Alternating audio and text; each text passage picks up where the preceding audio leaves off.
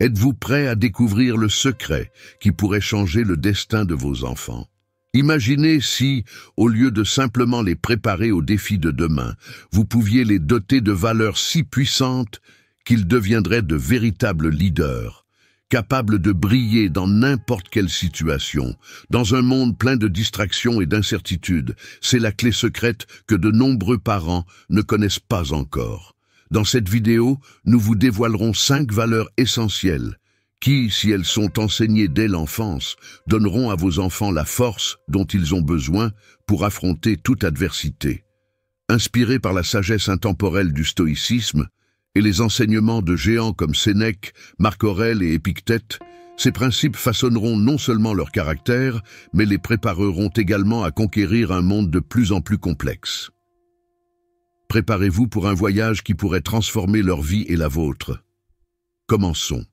Valeur 1, intégrité. L'intégrité, souvent considérée comme l'un des piliers les plus solides d'une vie pleine de sens, est le fondement sur lequel repose la confiance. Lorsqu'on parle d'intégrité, il est impossible de ne pas rappeler les leçons d'Épictète, qui soulignaient l'importance de vivre selon ses principes. Imaginez par exemple une personne qui s'engage à être honnête dans ses interactions quotidiennes. Non seulement elle dit la vérité, mais elle agit également d'une manière qui reflète cet engagement, même lorsque cela s'avère difficile.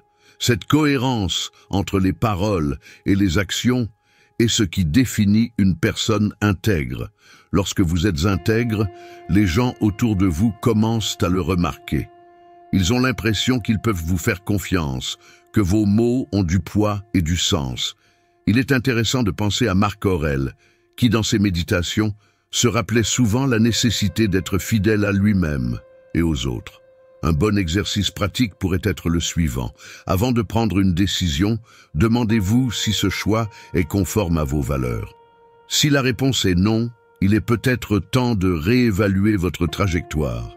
D'un autre côté, un manque d'intégrité peut entraîner une série de complications. Imaginez quelqu'un qui promet de réaliser un projet, mais ne le tient pas. Cela mine non seulement la confiance, mais affecte également la réputation et les relations. L'intégrité est donc un bouclier contre la méfiance et le désespoir. Alors, face à une situation qui remet en question votre éthique, pensez à Sénèque qui a dit que la vraie liberté est la liberté d'agir conformément à votre propre moralité. C'est à ce moment-là que le choix devient le reflet de qui vous êtes vraiment. De plus, l'intégrité peut être renforcée en créant un environnement dans lequel vous vous sentez en sécurité pour être votre moi authentique. Cultiver des relations saines et sincères constitue également un élément important de ce processus. Essayez par exemple de vous entourer de personnes qui partagent des valeurs similaires et qui vous encouragent à être la meilleure version de vous-même. De cette façon, vous construisez un cercle de confiance où l'intégrité est valorisée. En temps de crise, se souvenir de votre intégrité peut être un puissant phare. Par exemple, lorsque vous faites face à une situation difficile au travail, au lieu de détourner vos responsabilités, assumez-les. Cela démontre non seulement votre intégrité, mais vous met également dans une position de respect et de leadership. La sagesse stoïcienne suggère que dans chaque obstacle se trouve une opportunité d'exercer la vertu. Et en gardant votre intégrité intacte, vous devenez plus fort. Un aspect fascinant de l'intégrité est qu'il ne s'agit pas simplement d'un concept abstrait, c'est une pratique quotidienne. Tout comme Épictète nous l'enseigne, la discipline est fondamentale. Cela peut impliquer de vous fixer de petits objectifs quotidiens qui alignent vos actions sur vos valeurs. Par exemple, au lieu de tergiverser, engagez-vous à travailler sur un projet qui vous tient vraiment à cœur. Ce petit acte d'intégrité crée un effet d'entraînement, inspirant les autres autour de vous. Maintenant que nous avons exploré la profondeur de l'intégrité, il est important de réfléchir à la façon dont elle s'entremêle avec l'empathie, la prochaine vertu que nous devrions considérer. Comment pouvons-nous agir avec intégrité dans nos interactions avec les autres? Cela nous amène à réfléchir à l'importance de se mettre à la place de quelqu'un d'autre, quelque chose qui se connecte parfaitement à l'idée d'empathie. Valeur 2. Empathie. L'empathie, cette compétence puissante, est fondamentale pour établir de véritables liens entre les gens. Lorsque nous examinons la philosophie stoïcienne, nous réalisons que l'empathie n'est pas seulement un sentiment, mais un choix conscient. Sénèque, par exemple, croyait que comprendre la douleur et la joie des autres était essentiel à la croissance personnelle. Imaginez la différence que cela fait lorsque quelqu'un vous écoute réellement au lieu de simplement vous écouter. Cette écoute active valide non seulement vos émotions, mais ouvre également la porte à une compréhension plus profonde. Pensez à une situation de tous les jours. Vous êtes dans une vive dispute avec un ami. Au lieu de vous laisser emporter par la colère, l'empathie vous permet de voir les choses de leur point de vue. Ce changement d'orientation peut transformer la dynamique de la conversation et conduire à une résolution pacifique. Épictète nous enseigne que la façon dont nous réagissons aux circonstances est sous notre contrôle. Ainsi, lorsque nous pratiquons l'empathie, nous choisissons d'agir avec compassion en créant un espace sûr où les autres peuvent s'exprimer. De plus, l'empathie nous rend plus résilients. Lorsque nous nous connectons émotionnellement avec les autres, nous développons un réseau de soutien inestimable. Prenons l'exemple d'un collègue qui traverse une période difficile au travail. Si vous lui tendez la main, faites preuve de compréhension et proposez votre aide. Cela renforce non seulement votre lien, mais contribue également à un environnement plus sain. Cela fait écho aux leçons de Marc Aurèle, qui soulignait l'importance de prendre soin des autres comme une extension du soin de soi. Il est intéressant de noter que l'empathie peut aussi être un outil de changement social. Lorsque nous nous mettons à la place de personnes confrontées à des défis différents des nôtres, nous commençons à voir le monde d'une manière nouvelle.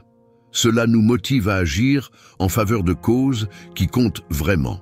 Par exemple, en vous engageant dans du bénévolat ou dans des activités communautaires, non seulement vous aidez, mais vous acquérez également une perspective qui peut façonner vos propres expériences de vie.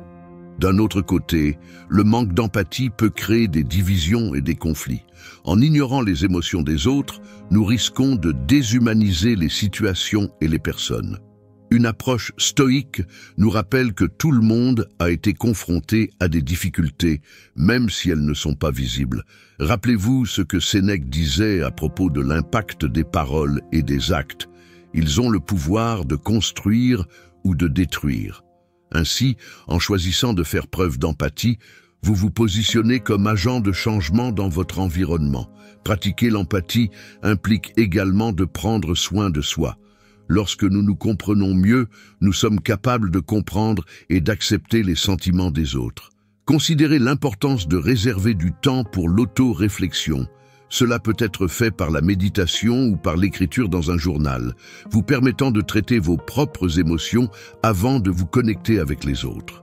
De cette façon, votre empathie devient encore plus authentique et puissante.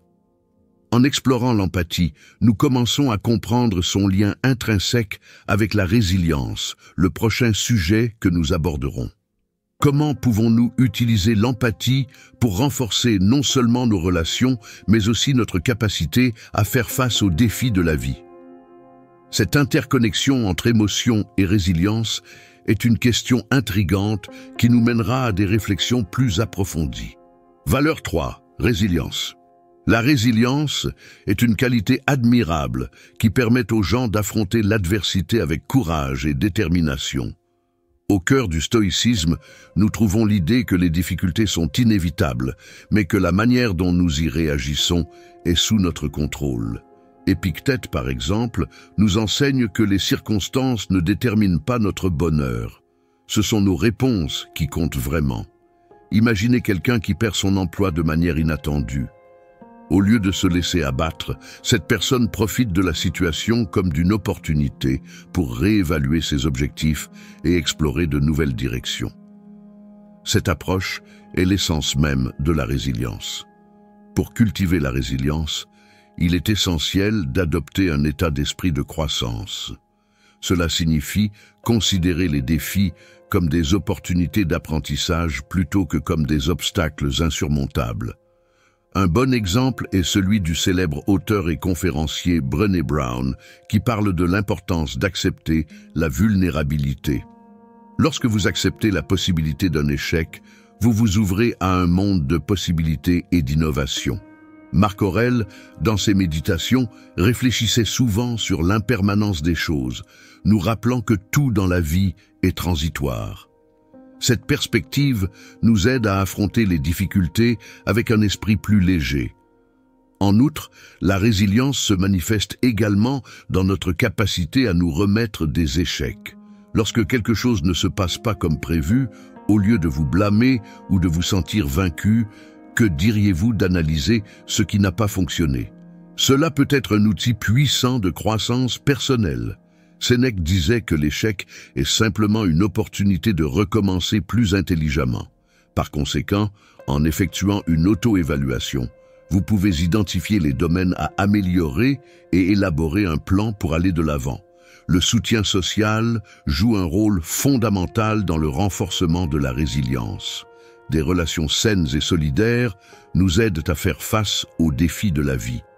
Pensez à une situation dans laquelle vous avez dû faire face à une crise personnelle. Avoir des amis ou de la famille à vos côtés, prêts à vous écouter et à vous soutenir, peut faire toute la différence. Cela correspond à l'idée stoïcienne selon laquelle nous sommes tous interconnectés, et que s'entraider est un moyen de renforcer nos communautés. Une autre stratégie efficace pour cultiver la résilience consiste à pratiquer la gratitude. En nous concentrant sur les bonnes choses, même dans les moments difficiles, nous pouvons changer de perspective et nous redynamiser. Par exemple, tenir un journal de gratitude dans lequel vous notez quotidiennement 3 choses pour lesquelles vous êtes reconnaissant peut aider à créer un état d'esprit plus positif. Épictète a parlé de l'importance de valoriser ce que nous avons, plutôt que de nous concentrer sur ce qui nous manque. Ce changement d'orientation peut être un véritable antidote au découragement. En pratiquant la résilience, nous réalisons qu'il ne s'agit pas d'une compétence innée, mais plutôt de quelque chose que nous pouvons développer au fil du temps. Cela implique de la patience et des efforts conscients, comme toute compétence. S'engager dans des activités stimulantes, comme apprendre une nouvelle langue ou faire du sport, peut être un excellent moyen de renforcer cette caractéristique. En relevant les défis, vous vous préparez mieux au haut et au bas de la vie. Maintenant que nous comprenons l'importance de la résilience, il est intéressant de réfléchir à la façon dont cette qualité est étroitement liée à la responsabilité, le prochain sujet que nous aborderons. Comment la résilience nous permet-elle d'assumer la responsabilité de nos actions et de nos décisions? Cette relation entre résilience et responsabilité mènera à des informations précieuses sur la manière dont nous abordons les complexités de la vie. Valeur 4. Responsabilité. La responsabilité est une vertu fondamentale qui nous apprend à assumer les conséquences de nos actes. Au cœur du stoïcisme se trouve l'idée que nous sommes responsables non seulement de ce que nous faisons, mais aussi de nos réactions aux circonstances de la vie. Sénèque, par exemple, a souligné que la véritable liberté réside dans la capacité de choisir notre attitude face aux événements. Imaginez un moment où vous faites une erreur au travail. Au lieu de pointer du doigt ou de blâmer les autres, vous assumez la responsabilité de la situation, vous en tirez des leçons et cherchez des solutions. Cette posture démontre non seulement de la maturité, mais renforce également la confiance que les autres vous accordent. La prise de responsabilité est également intrinsèquement liée à l'intégrité. Lorsque nous vivons selon nos valeurs, nous sommes plus susceptibles d'admettre nos erreurs et nos échecs. Marco Aurelio nous a rappelé dans ses réflexions que chacun de nous doit être vigilant sur ses actes. En effectuant une auto-analyse honnête, nous sommes capables de reconnaître où nous nous sommes trompés et comment nous pouvons corriger le tir. Ainsi, au lieu d'être prisonniers de nos échecs, nous devenons les architectes de notre avenir. Un aspect intéressant de la responsabilité est qu'elle nous donne du pouvoir. Lorsque nous acceptons la responsabilité de nos vies, nous cessons d'être de simples victimes des circonstances et devenons des agents de changement. Considérez l'histoire de quelqu'un qui a décidé de changer sa santé. En assumant la responsabilité de ses habitudes alimentaires et de son exercice physique, cette personne transforme sa vie. Cette approche s'aligne sur la sagesse stoïcienne, qui nous encourage à nous concentrer sur ce que nous pouvons contrôler et à agir avec détermination. De plus, être responsable, c'est aussi considérer la manière dont nos actions affectent les autres. Par exemple, lorsque nous faisons une promesse à un ami, la responsabilité nous oblige à la tenir. Cette considération aide à construire et à entretenir des relations saines et durables. La responsabilité sociale devient alors une extension de la responsabilité personnelle, où chacun de nous contribue au bien-être de la communauté qui nous entoure. Cela fait écho à l'idée selon laquelle nous sommes tous interconnectés, comme l'explique Sénèque. La pratique de la responsabilité peut également être renforcée par l'autoréflexion. Prendre l'habitude d'évaluer vos actions à la fin de chaque journée peut être un moyen efficace de grandir. Demandez-vous, qu'ai-je fait aujourd'hui qui aurait pu se passer différemment? Cette introspection favorise non seulement la croissance personnelle, mais vous permet également de mieux prendre conscience de vos décisions. Épictète dirait que la connaissance de soi est essentielle pour vivre une vie vertueuse. À mesure que nous pratiquons la responsabilité, il est naturel de réaliser que cette vertu est étroitement liée à la gratitude, le prochain sujet que nous explorerons. Comment la responsabilité peut-elle nous aider à reconnaître les bénédictions de notre vie et à apprécier ce que nous avons? Cette interconnexion entre responsabilité et gratitude nous mènera à une compréhension plus profonde de la manière dont nous pouvons vivre de manière plus complète et plus significative. Valeur 5. Gratitude. La gratitude est une pratique transformatrice qui nous permet d'apprécier les petites et grandes bénédictions de la vie. En le cultivant, nous changeons non seulement notre perspective, mais renforçons également notre bien-être émotionnel. Le stoïcisme nous enseigne qu'en reconnaissant ce que nous avons, plutôt que de nous concentrer sur ce qui nous manque, nous pouvons trouver la paix et le contentement. Sénèque, par exemple, croyait que la gratitude est une façon d'aimer la vie. Imaginez commencer votre journée avec gratitude pour une nouvelle aube, un repas chaud ou les personnes que vous aimez. Ce simple changement de mentalité peut faire toute la différence dans la façon dont nous faisons face aux défis quotidiens. Pratiquer la gratitude n'est pas seulement une question de sentiment, mais aussi d'action. Tenir un journal de gratitude est un excellent moyen d'enregistrer les moments et les expériences pour lesquels nous sommes reconnaissants. En écrivant chaque jour 3 choses pour lesquelles vous êtes reconnaissant, vous commencez à créer une habitude qui favorise la positivité. Épictète a déclaré que la véritable richesse ne réside pas dans l'accumulation de biens, mais dans la capacité d'apprécier ce que nous possédons déjà. De cette manière, l'acte de reconnaître et d'être reconnaissant devient un puissant antidote contre le consumérisme et l'insatisfaction. De plus, la gratitude est étroitement liée aux relations interpersonnelles. Lorsque nous exprimons notre gratitude à nos amis et à notre famille, non seulement nous renforçons nos liens, mais nous créons également un environnement favorable et aimant. Pensez à ce que vous ressentez lorsque quelqu'un vous remercie pour quelque chose que vous avez fait pour lui. Cet échange positif génère un cycle de bienveillance et de reconnaissance, contribuant à un environnement plus harmonieux. Marco Aurelio a souligné l'importance de valoriser ceux qui nous entourent, et la gratitude est un moyen simple et efficace de le démontrer. La gratitude nous aide également à faire face aux difficultés. En temps de crise, se concentrer sur les choses pour lesquelles nous sommes reconnaissants peut atténuer le stress et l'anxiété. Considérez l'histoire de quelqu'un qui a perdu un être cher. Même si la douleur est indéniable, cette personne peut trouver du réconfort dans les souvenirs heureux partagés, les leçons apprises et l'amour qui existe toujours. Sénèque nous a rappelé que, même au milieu de la souffrance, il y a toujours quelque chose pour lequel on peut être reconnaissant, comme l'apprentissage que la douleur peut apporter. Pratiquer la gratitude n'est pas seulement une question personnelle, mais aussi sociale. En créant une culture de gratitude dans notre cercle social, nous pouvons inciter les autres à adopter cette pratique.